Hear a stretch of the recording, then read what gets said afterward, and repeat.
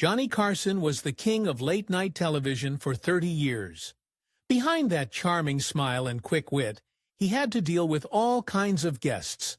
Some made him laugh, others made him think, but a few made him grit his teeth and count the minutes.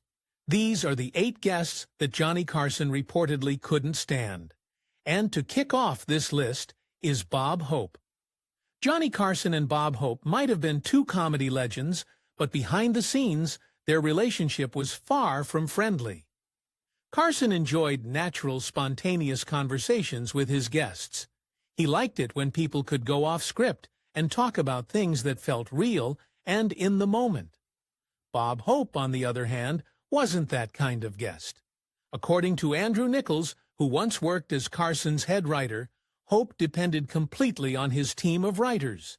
Every line he said was planned ahead of time. Bob always came with a script. Nichols once said, Johnny liked guests who lived in the real world and could talk freely. With Bob, there wasn't much to say.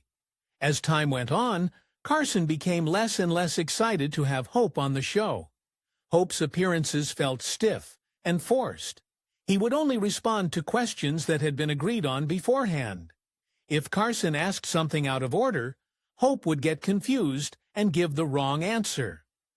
After one particularly dull interview in the 1980s, Carson reportedly turned to his staff and said, "If I ever get like that, just shoot me." Their awkward dynamic wasn't just limited to the studio. Off-stage, there was a quiet rivalry. Hope, being older, saw himself as the senior figure and seemed to think Carson needed guidance. At Ronald Reagan's first presidential inauguration, both men were invited to perform. Even though Carson had the bigger spot in the lineup, Hope approached him with a few joke suggestions. "Here, Johnny," he said, handing over a few pages. "Maybe you can use these." Carson smiled and said, "Thanks, Bob. That's kind of you, but I've got everything ready." But once Hope walked away, Carson was furious. "Can you believe that? He thinks I need his jokes?"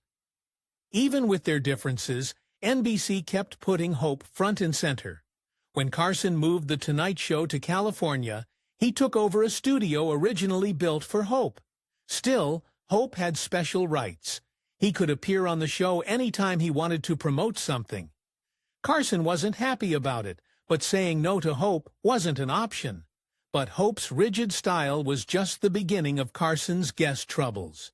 Speaking of performers who played by their own rules, that brings us to a man who never met a rule he couldn't break. Frank Sinatra, the legend who treated every room like his own personal stage. When Old Blue Eyes walked into The Tonight Show, ratings went through the roof. The man was pure magnetism, and audiences couldn't get enough of him. But behind the scenes, Johnny Carson learned what everyone else in Hollywood already knew. Frank Sinatra didn't just sing My Way, he lived it. Sinatra was used to being the boss wherever he went. Hotel managers, movie directors, record executives, they all bent over backward to keep him happy. And he expected the same treatment from Carson. What? The problem was, The Tonight Show was Johnny's kingdom, and he wasn't used to sharing power. The most famous example happened during a live taping. Carson was in the middle of his monologue, hitting his stride with the audience, when suddenly Frank Sinatra walked right out onto the stage. No warning, no cue from the producers, nothing. He just strolled out and interrupted Johnny mid-joke. The crowd went absolutely wild. They loved the spontaneity, the surprise of seeing Sinatra appear out of nowhere. But Carson, he kept smiling and played along like the professional he was. But inside, he was steaming. That kind of power move might have worked in Vegas, but this was Carson's show. Then there were the demands. Sinatra traveled with an entourage that made rock stars look modest. Last-minute changes to the show's format, special seating arrangements, specific lighting requirements. The list went on and on. Every Sinatra appearance turned into a major production, and Carson, who valued order and control, found it exhausting. Don't get it wrong.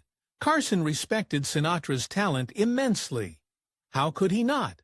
But having him as a guest meant giving up control of his own show. And that never sat well with the man who had spent decades perfecting the art of being the perfect host.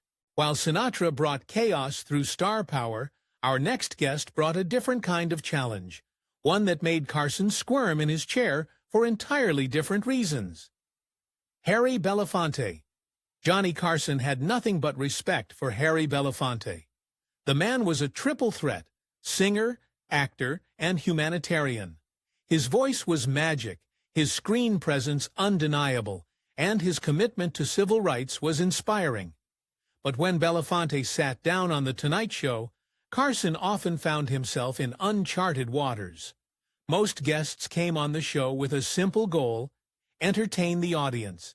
They would tell funny stories, promote their latest project, maybe sing a song.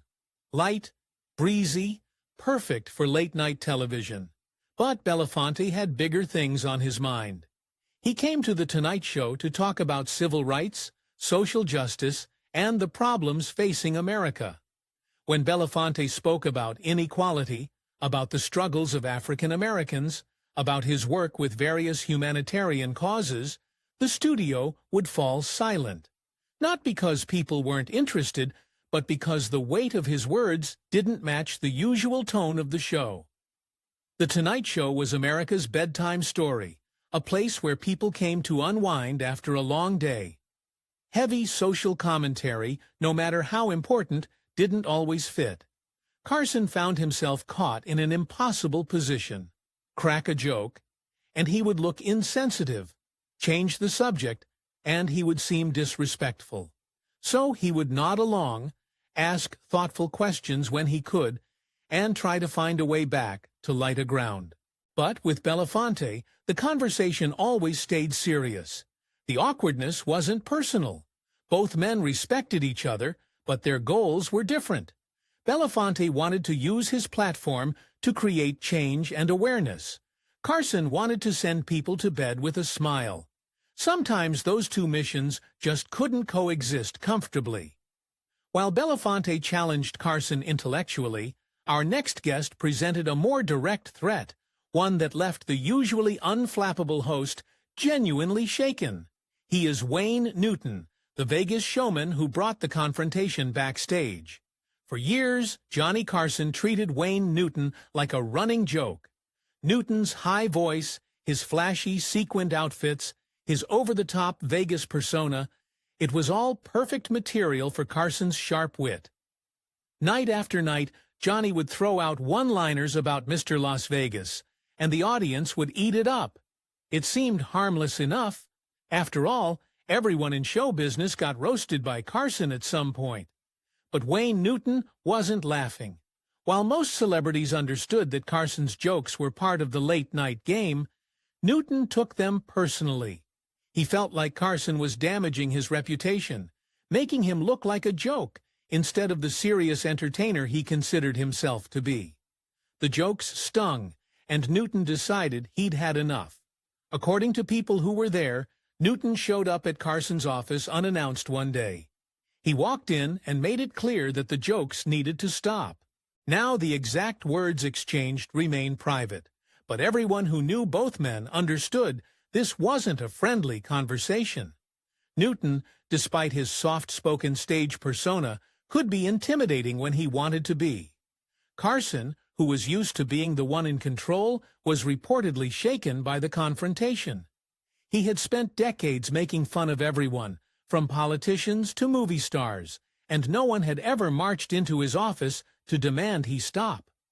The jokes about Wayne Newton ended almost immediately, but the damage was done. Newton continued to appear on The Tonight Show occasionally, but the dynamic had changed completely. The easy banter was gone, replaced by forced smiles and awkward small talk. Carson might have kept things professional on camera, but behind the scenes, he never forgot that confrontation, and he never quite forgave it either. If Newton brought tension through confrontation, our next guest brought chaos through pure unpredictability. Meet Shelley Winters. Some guests made Johnny Carson laugh, others made him think, but Shelley Winters made him brace for impact.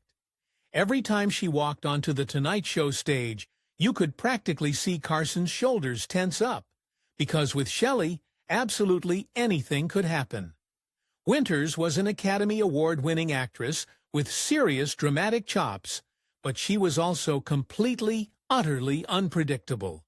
She would interrupt Carson mid-sentence, go off on wild tangents, completely ignore his attempts to steer the conversation, and generally treat the interview like her own personal therapy session. Carson thrived on the rhythm of good conversation. He was a master at guiding discussions, setting up jokes, and making his guests look good. But Winters didn't follow anyone's lead. She was pure chaos in designer clothes, and Carson never knew if she was going to tell a heartwarming story about her childhood or suddenly start crying about her latest romantic disaster. The most famous example happened during a taping when Winters literally took off her shoe and handed it to Carson, just like that. No explanation, no context, nothing. The audience laughed because they thought it was planned, but Carson's face told the real story. He was completely bewildered, holding a woman's high heel and having no idea what to do with it. What made it worse was that Winters seemed to genuinely believe she was being entertaining. She would dominate the conversation, interrupt other guests, and generally turn what should have been a smooth talk show segment into a one-woman show, and not necessarily a good one. Carson was too much of a professional to show his frustration on camera, but people who worked on the show knew the truth. When Shelley Winters was booked, it wasn't going to be an interview. It was going to be an endurance test. While Winters brought chaos through sheer unpredictability, our next guest presented a different challenge, one that left Carson feeling completely out of his element. He was none other than Fred Rogers, the man who made kindness feel awkward on late-night television. This one might surprise people. Fred Rogers, Mr. Rogers, was one of the most beloved figures in American television.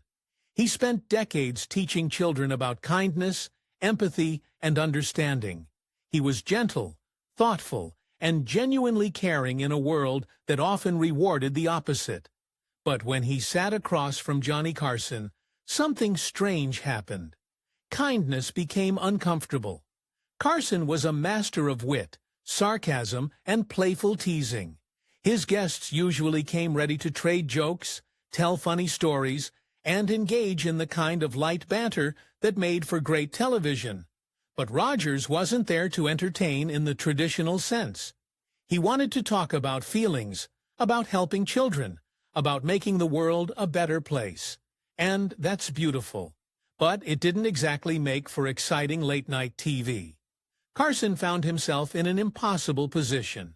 He couldn't joke with Rogers the way he did with other guests. It would have made him look mean-spirited.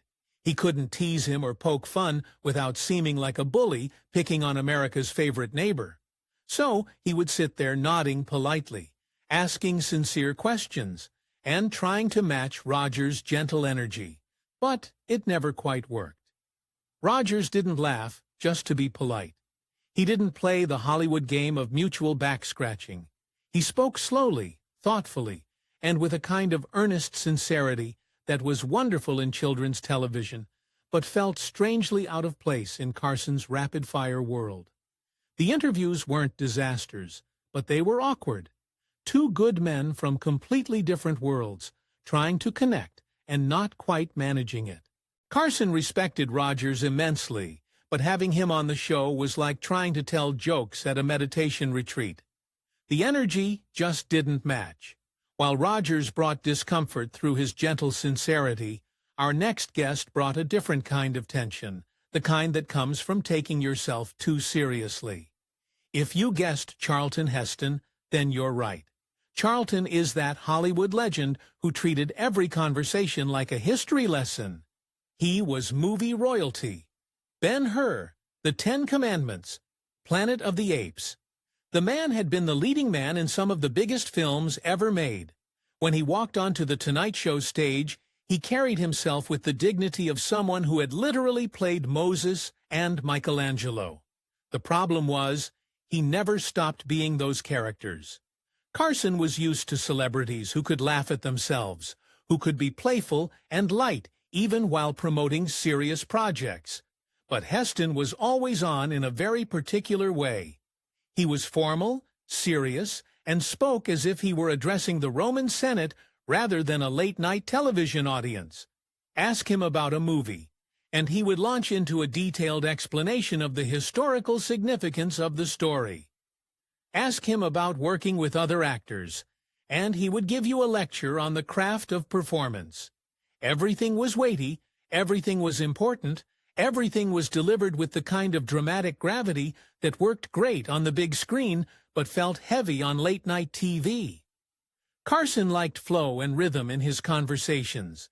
He wanted guests who could go from serious to silly and back again without missing a beat. But with Heston, every topic seemed to require a full dramatic monologue. There was no lightness, no casual banter, no easy laugh. Later in his career, when Heston became heavily involved in politics and gun rights advocacy, the interviews became even more challenging. Carson generally avoided controversial political topics on his show, preferring to keep things light and entertaining. But Heston had strong opinions and wasn't shy about sharing them, which put Carson in the uncomfortable position of either engaging in political debate or trying to steer the conversation elsewhere. The tension wasn't explosive, but it was definitely there. Two legends with completely different styles, trying to make television magic and never quite succeeding. Carson kept things professional, but you could tell he was working harder than usual just to keep the conversation moving. Speaking of guests who brought the wrong energy to the show, our final entry takes us to someone who made Carson feel like he was being challenged for his own throne. He is Chevy Chase. In the mid-1970s, Chevy Chase was comedy's golden boy. He had helped launch Saturday Night Live, his sarcastic humor was cutting edge, and he was starring in hit movies. He was young, talented, and confident, maybe too confident. When Chase appeared on The Tonight Show, something felt off from the very beginning. Most comedians came on Carson's show with a sense of respect, even gratitude. After all, an appearance with Johnny could make or break a career, but Chase seemed to think he was doing Carson a favor by showing up. Carson was a master at making his guests look good. He would set up their jokes, laugh at their stories, and generally make sure everyone came out looking great. But with Chase, the usual dynamic didn't work. Instead of playing along with Carson's rhythm, Chase seemed more interested in showing off his own wit, often at Carson's expense. There was an underlying competition in their interactions that made everyone uncomfortable. While most guests were happy to let Carson be the star of his own show, Chase seemed to think he could do the job just as well, if not better. And maybe he wasn't entirely wrong. He was talented, quick-witted, and had great timing. But that wasn't the point. The tension was made worse by industry rumors that Chase had ambitions in late-night television. Whether or not he actually wanted Carson's job, the perception was there, and Carson could feel it. Having someone on your show who might be eyeing your chair while sitting in it created an undercurrent of competition that made genuine conversation nearly impossible. Chase's appearances always looked fine on the surface. Both men were too professional to let their personal feelings completely derail the show. But those who knew Carson well could see the signs, the slightly forced smile, the quicker-than-usual pace, the subtle relief when the segment ended. For a man who had spent decades making difficult conversations look easy, having Chevy Chase on the show was like performing a balancing act on a tightrope. Technically successful, but exhausting for everyone involved. So, here you have it. Johnny Carson was a master of his craft, but even masters have their limits. The fascinating thing is that most of these guests were talented, successful people who were probably wonderful in other contexts. But late-night television is its own special art form, and not everyone could master the particular rhythm that made The Tonight Show work. Carson's genius was in making it all look easy, even when dealing with guests who made his job anything but simple. In the end, these difficult guests probably made Carson a better host. They forced him to adapt, to find new ways to manage challenging situations, and to maintain his professional demeanor even when he wanted to run screaming from the studio. They were the sand in the oyster that helped create the pearl of Carson's legendary career.